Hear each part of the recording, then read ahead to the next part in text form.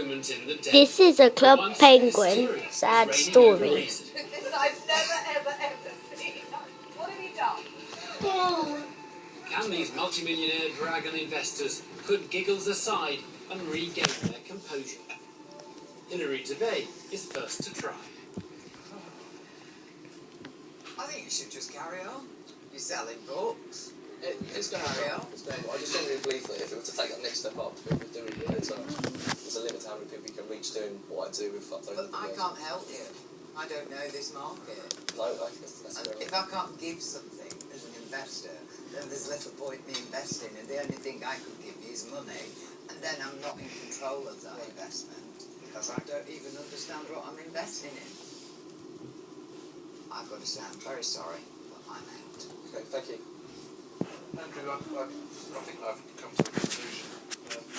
I've got to tell you, I found this whole experience quite scary. Okay. It took a long time to understand what your pitch was.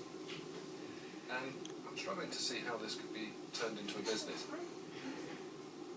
So I'm sorry, I'm going to have to say, Andrew, I'm out. Rationality returns as two dragons walk away from the deal. Will Deborah Meaden agree with her rival's view? I think to create a genre which I guess doesn't exist, to your knowledge, is there anybody else doing this? I've tried to find similar things online and found absolutely nothing. So actually, to create £14,000 worth of sales from a standing start, I think you should be pleased with yourself. I think that's quite amazing. Thank you very much. The trouble is, I just don't see how people tell my investment. So I'm See where I am, because I've been sitting here. You know, you sold 10,000 books, which I think is amazing for a self-published. You know, it's brilliant. And you've done it in exactly the right way, in your back bedroom. You've done all the right things. But you don't need £50,000. Your market that you've attracted so far is exactly the market you should be staying. Stick to the sector and the niche that you're successful in, and you could go from there. Hey, I'm trying to video. Thank you. Only child I know that Andrew, I did my half to you. Fantastic. Thank you. Very, very enjoyable read. You're making some money when you're not working full time. You come back in the evenings, write a story and put it together, and that's great. But it's not a business that's ready for investment at the moment. Maybe one day it might be writers of horror stories. I wish you the best of luck, but I've got to say that I can't invest in it. So thank you for the book. Thank you for enjoying it. Good luck, Andrew. Right, thank you all very much. Appreciate it. Cheers. I'm going to write one and send it to you. So no investment for Andrew, but his peculiar tales did have a peculiar effect on the dragons. He leaves with nothing. I don't see what's scary about that at all. you're the one's got to have it on there. Making me really weary now. Budding entrepreneurs often come up with solutions to awkward lifestyle problems.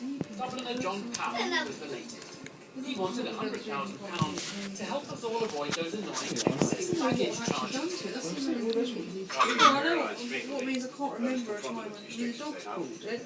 You need to go to the doctors. Maybe they can do it. I want to swap doctors. Swap doctors, these are doctors. I need to get rid of it. Translated into a code. It's wearable, isn't it? Hardly high street fashion, but everyone wanted to talk about John's new clothing line. I'm not convinced. How far do you take it? I mean, I could cut 2 holes in the bottom of my suit carrier and put my arms in. That would be ridiculous.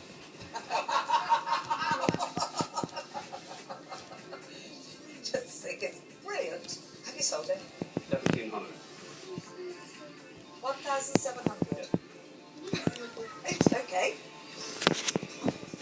Despite being momentarily sidetracked by the sales figures, the Dragons soon found fault with John's business model. You really think that no airline's going to challenge you? There's a queue of 50 people and they're all wearing one of those coats. They're not going to challenge you. That never happens. Oh.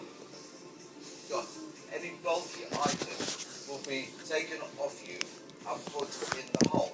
That is a bulky item. Give it back to where you started from. I'm out. Where was it? Coat that you can put your hand luggage in.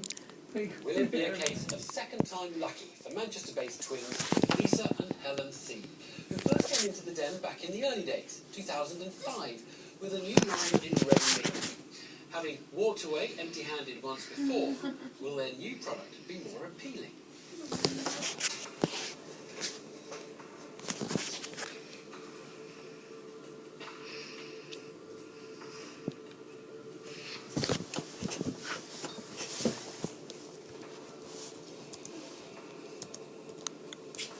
Love you.